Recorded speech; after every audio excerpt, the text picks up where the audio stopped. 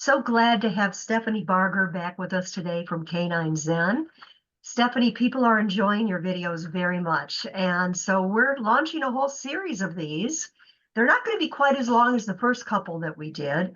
Um, and I hope that people that are watching will leave some comments. Let us know what types of topics you'd like to see covered. Today, we're going to talk about decoding body language, kind of unveiling the secret signals of what your dog is trying to tell you. Are you ready? I don't know how secret they are, but I'm ready. Secret to you. You're the expert. But to some of us, we might be a little surprised by what it could hmm be when a dog is doing certain things because they really do talk to us. Yes, So cool. yes. So let's start by can you explain some of dogs' most common signals to communicate their emotions? I would like to put these in two categories.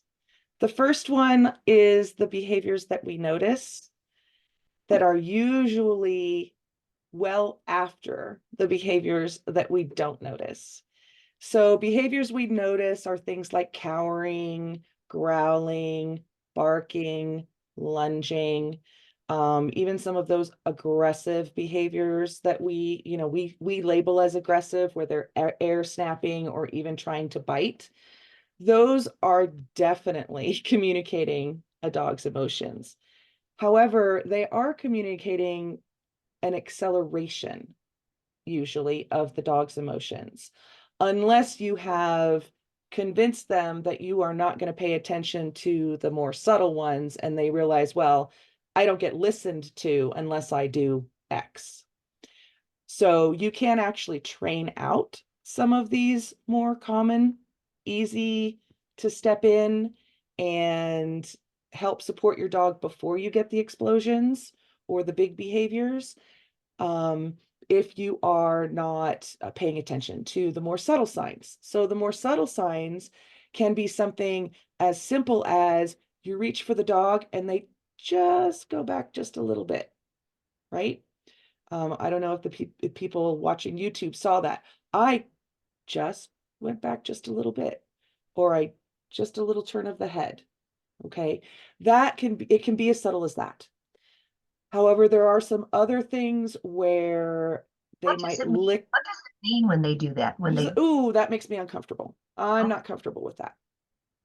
Now, if you continue to try and engage with them in the same way that you did that, say, for example, you reach for a dog's head. Many dogs do not like that overhead reach that we like to give them, and they'll back off. Now, if you were to continue, then you might get some of those accelerated behaviors, growling. You may get more of the subtle behaviors, such as licking their lips. And that's a very quick kind of flick of the tongue, usually, where it just comes out and they lick their lips a little bit and it goes back in. Okay. Another thing that they can do is a stress yawn. Okay. All of these things can be natural behaviors. Okay. So you have to take them in context.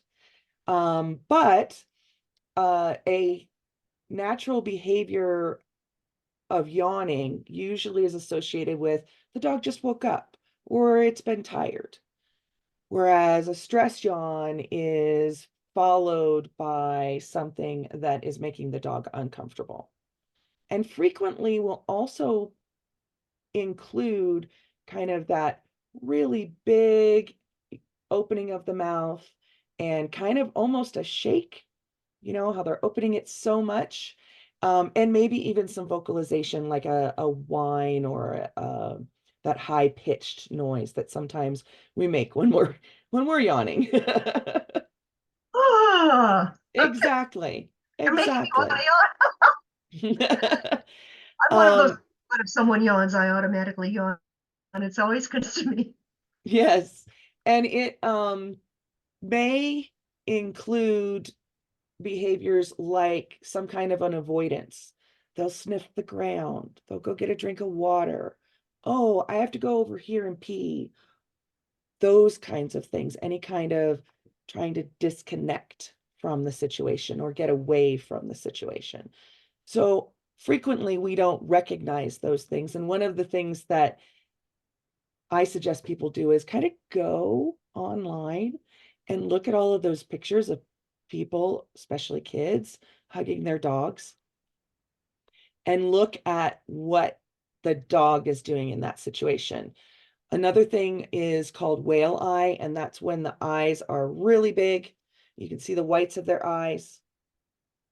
They might stiffen up their muzzle, and so their lips become shorter, okay, and tighter. So there are a lot of different ways that a dog can communicate. Also look at their tail and their ear carriage. If it's not normal, then take it in context, what's going on around us.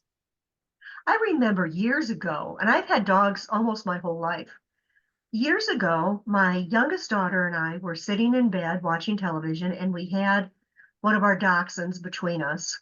And the dachshund was sitting there panting. Panting can be one too. And Liz looked at me and said, "He's stressed." And I said, "Really?"